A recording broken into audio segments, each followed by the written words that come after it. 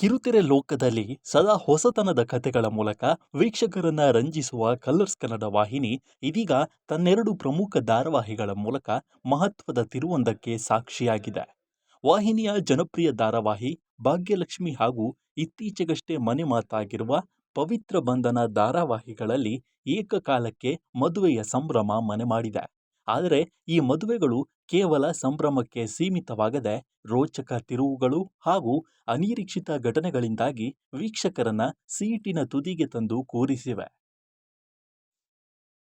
ಮೊದಲಿಗೆ ಭಾಗ್ಯಲಕ್ಷ್ಮಿ ಧಾರಾವಾಹಿಯತ್ತ ನೋಡುವುದಾದ್ರೆ ಇಲ್ಲಿ ಕಥೆಯು ಇಡೀ ಕಿರುತೆರೆಯೇ ಬೆರಗಾಗುವಂತಹ ಘಟ್ಟಕ್ಕೆ ಬಂದು ತಲುಪಿದೆ. ಈವರೆಗೆ ಮನೆಯವರ ವಿರೋಧದ ನಡುವೆಯೂ ಭಾಗ್ಯ ಮತ್ತು ಆದಿ ಅವರ ಮದುವೆ ನಡೆಯಲಿದೆ ಎಂದೇ ಎಲ್ಲರೂ ನಿರೀಕ್ಷಿಸಿದ್ದರು. ಮದುವೆಯ ಮಂಟಪದಲ್ಲಿ ನಡೆದ ಅನಿರೀಕ್ಷಿತ ಬೆಳವಣಿಗೆಯಿಂದಾಗಿ ಇಡೀ ಕಥೆಯ ಓಟವೇ ಬದಲಾಗಿದೆ. ಭಾಗ್ಯ ಈಗ ತನ್ನ ಬದುಕಿನ ಅತ್ಯಂತ ಕಠಿಣ ಹಾಗೂ ದಿಟ್ಟ ನಿರ್ಧಾರವೊಂದನ್ನು ತೆಗೆದುಕೊಂಡಿದ್ದು ಇದು ವೀಕ್ಷಕರಲ್ಲಿ ಸಂಚಲನ ಮೂಡಿಸಿದೆ. ಭಾಗ್ಯ ಪತಿ ತಾಂಡವನಿಂದ ಅವಮಾನಕ್ಕೊಳಗಾಗಿ ದೂರವಾಗಿದ್ದಳು. ಆದರೆ ಈಗಿನ ಬೆಳವಣಿಗೆಯಲ್ಲಿ ಅವಳು ಮಗದೊಮ್ಮೆ ತಾಂಡವ್ ಜೊತೆಗೆ ಹಸೆಮಣೆ ಏರಲು ಸಜ್ಜಾಗುತ್ತಿದ್ದಾಳೆ. ಅಚ್ಚರಿಯ ವಿಷಯ ಅಂದ್ರೆ ಭಾಗ್ಯ ಈ ನಿರ್ಧಾರ ತೆಗೆದುಕೊಂಡಿರುವುದು ಪ್ರೀತಿಯಿಂದಲ್ಲ, ಬದಲಾಗಿ ತಾಂಡವ್ಗೆ ಪಾಠ ಕಲಿಸಲು ಎಂಬುದು ಕಥೆಯ ರೋಚಕತೆಯನ್ನ ಹೆಚ್ಚಿಸಿದೆ. ತಾಂಡವ್ ಮಾಡಿದ ತಪ್ಪುಗಳನ್ನ ಅವನಿಗೆ ಮನವರಿಕೆ ಮಾಡಿಕೊಟ್ಟು ಅವನ ಅಹಂಕಾರವನ್ನ ಅಡಗಿಸಲು ಭಾಗ್ಯ ಹೂಡಿರುವ ಈ ಹೊಸ ಪ್ಲಾನ್ ಮುಂದಿನ ಸಂಚಿಕೆಗಳಲ್ಲಿ ಹೇಗೆ ಅನಾವರಣಗೊಳ್ಳಲಿದೆ ಎಂಬ ಕೌತುಕ ಮನೆ ಮಾಡಿದೆ. ಇನ್ನೊಂದೆಡೆ ಪವಿತ್ರ ಬಂಧನ ಧಾರಾವಾಹಿಯಲ್ಲಿ ಕಥೆಯು ಅತ್ಯಂತ ಭಾವುಕ ಹಾಗೂ ನಾಟಕೀಯ ತಿರುವು ಪಡೆದುಕೊಂಡಿದೆ. ಪವಿತ್ರ ತಾನು ಮನಸಾರೆ ಇಷ್ಟಪಟ್ಟಿದ್ದ ತಿಲಕ್ನೊಂದಿಗೆ ದಾಂಪತ್ಯ ಜೀವನಕ್ಕೆ ಕಾಲಿಡಲು ಸಿದ್ಧವಾಗಿದ್ದಳು.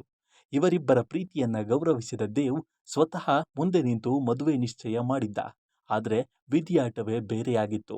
ಸಂಭ್ರಮದ ಮದುವೆಯ ಮನೆಯಲ್ಲಿ ಅಚಾನಕ್ ಆಗಿ ತಿಲಕ್ ಸಾವನ್ನಪ್ಪುವ ಮೂಲಕ ಇಡೀ ಕಥೆಯೇ ದುರಂತ ಅಂತ್ಯದತ್ತ ಸಾಗಿತ್ತು. ತಿಲಕ್ನ ಸಾವಿನ ಬೆನ್ನಲ್ಲೇ ಕಥೆಯಲ್ಲಿ ಮತ್ತೊಂದು ಸಂಚಲನ ಸೃಷ್ಟಿಯಾಗಿದೆ. ತಿಲಕ್ ಇಲ್ಲದ ಸಮಯದಲ್ಲಿ ಮನೋಜ್ ಎಂಬಾತ ಪವಿತ್ರಾಳನ್ನ ಒತ್ತಾಯಪೂರ್ವಕವಾಗಿ ಮದುವೆಯಾಗಲು ಹವಣಿಸುತ್ತಾನೆ.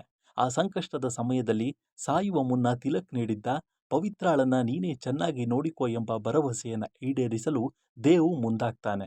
ಅನಿವಾರ್ಯವಾಗಿ ಮನೋಜ್ನಿಂದ ಪವಿತ್ರಾಳನ್ನ ರಕ್ಷಿಸಲು ದೇವ್ ಅವಳ ಕೊರಳಿಗೆ ತಾಳಿ ಕಟ್ಟುತ್ತಾನೆ. ತಾನು ಪ್ರೀತಿಸಿದ ಹುಡುಗನ ಮನೆಗೆ ಸೊಸೆಯಾಗಿ ಹೋದರೂ ಪವಿತ್ರಾಳಿಗೆ ದೇವ್ ಕಂಡರೆ ಕಿಂಚಿತ್ತೂ ಇಷ್ಟವಿಲ್ಲ. ಅತ್ತ ದೇವ್ ಮನೆಯವರಿಗೂ ಪವಿತ್ರಾಳ ಪ್ರವೇಶ ಇಷ್ಟವಾಗಿಲ್ಲ. ತಾನು ಪ್ರೀತಿಸಿದವನ ನೆನಪುಗಳು ಹಾಗೂ ಇಷ್ಟಪಡದ ವ್ಯಕ್ತಿಯ ಜೊತೆಗಿನ ಜೀವನದ ನಡುವೆ ಪವಿತ್ರ ಸಿಲುಕಿಕೊಂಡಿದ್ದಾಳೆ. ಇಂತಹ ಸಂದಿಗ್ಧ ಪರಿಸ್ಥಿತಿಯಲ್ಲಿ ಪವಿತ್ರ ಆ ಮನೆಯಲ್ಲಿ ಹೇಗೆ ದಿನ ಕಳೆಯುತ್ತಾಳೆ, ದೇವ್ ಜೊತೆಗಿನ ಅವಳ ಸಂಬಂಧ ಯಾವ ಹಾದಿ ಹಿಡಿಯುತ್ತದೆ ಎಂಬುದು ಮುಂದಿನ ಸಂಚಿಕೆಗಳ ಸಸ್ಪೆನ್ಸ್. ಒಟ್ಟಾರೆಯಾಗಿ ಕಲರ್ಸ್ ಕನ್ನಡದ ಈ ಎರಡು ಧಾರಾವಾಹಿಗಳು ಮದುವೆಯ ಹೆಸರಿನಲ್ಲಿ ಒಂದು ದೊಡ್ಡ ಮನರಂಜನೆಯ ಹಬ್ಬವನ್ನೇ ವೀಕ್ಷಕರ ಮುಂದೆ ಇಟ್ಟಿವೆ.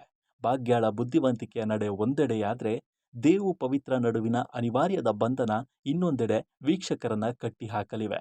ಈ ರೋಚಕ ಸಂಚಿಕೆಗಳು ಈಗಾಗಲೇ ಪ್ರಸಾರ ಕಾಣುತ್ತಿವೆ. ಭಾಗ್ಯಲಕ್ಷ್ಮಿ ಪ್ರತಿದಿನ ಸಂಜೆ 7 ಗಂಟೆಗೆ ಹಾಗೂ ಪವಿತ್ರ ಬಂಧನ ಸೋಮವಾರದಿಂದ ಶುಕ್ರವಾರದವರೆಗೆ ರಾತ್ರಿ 10 ಗಂಟೆಗೆ ಪ್ರಸಾರವಾಗಲಿದೆ.